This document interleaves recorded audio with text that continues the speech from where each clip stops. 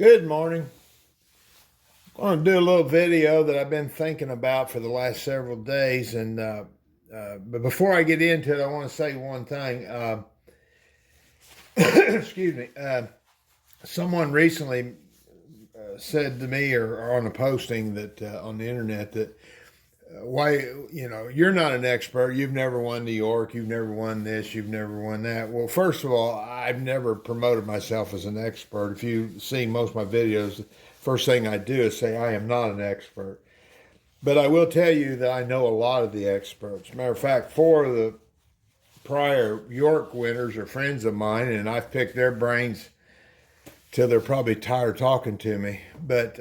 And the other thing is, I think as a new guy, I tend to be a little more inquisitive and willing to try things that maybe somebody that's winning all the time without a lot of effort anymore may not get into. So this will be one of those videos, and I'll kind of go through this.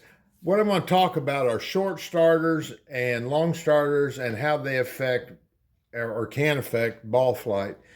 Now, most of you maybe, or some guys may just go to get one of these little short starters and long starters that are available everywhere.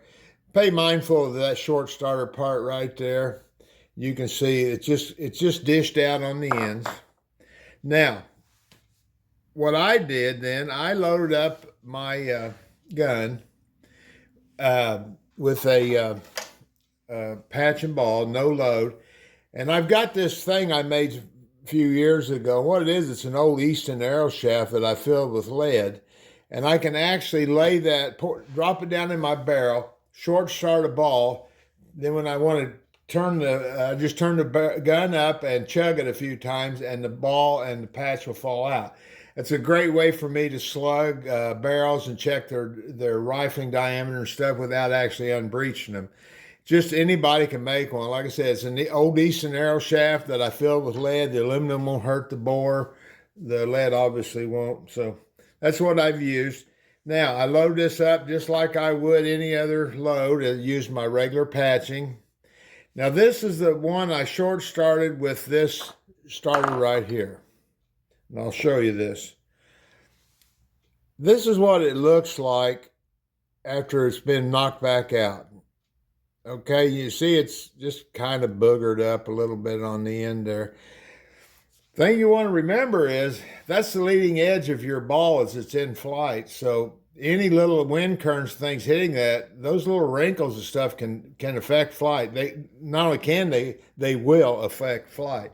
Now, what I done, I made a short starter.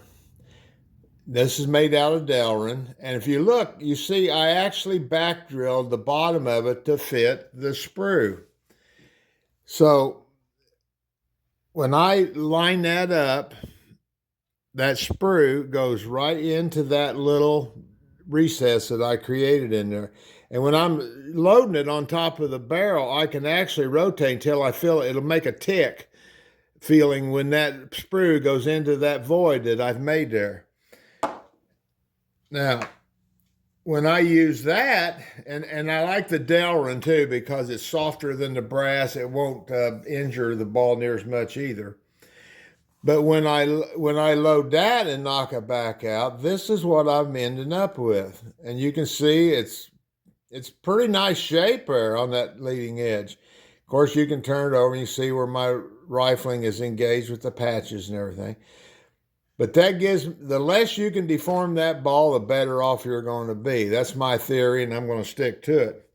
I have also done the same thing with my long starter. There's a recess that I put it in there, put it in the lathe, and create a recess in there for that sprue to fit in.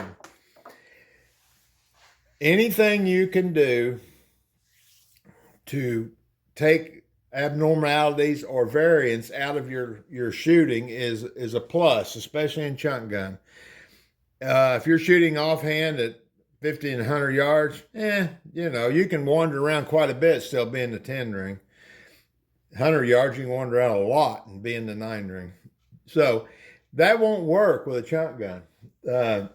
You're talking about, I've seen New York won by a thousandth or 2 thousandths of an inch over 10 shots. Now think about that. That's not much. That's not much wiggle room at all. But if you're so disposed, and if you've got one of these, you can kind of see what's happening with that. If you can get your hands on some Delrin, there's several guys that are making these actually. If you got access to the lathe, you got some Delrin, you get that from McMaster Carr or somebody like that, you can make yourself a pretty nice starter. You can also do the same thing to your long starter. The whole idea there is you want that ball to look as close to that, which is a brand new ball, as you can get it. And other than the wrinkling in the fabric and the riflings and stuff, that's a pretty good ball right there. So, just another one of those things you can kind of look into to maybe make your shooting a little better. Actually, I made two of them. I got one right here. You can see it maybe a little bit better. You see the recess in there for the sprue. And like I said, when I roll that around on top of the muzzle on my patching, I can feel it tick. When I do that, I know that sprue is in that hole. And you're not going to tear it up very much at all. All righty, boys and girls. This is, the winter season's on us. And, in the old days of my drag racing and stuff, we talked about bench racing. And bench racing is where you got together some buddies, and there were usually some wobble pops involved. And you sat around and talked about hot cars and your drag racing and stuff. Well, baseball has what they call the hot stove league. So, hot stove league might be a little bit more apropos for chunk gun shooting. Just another idea you might ponder. If I get around to it, we'll do some more later. Thanks, guys.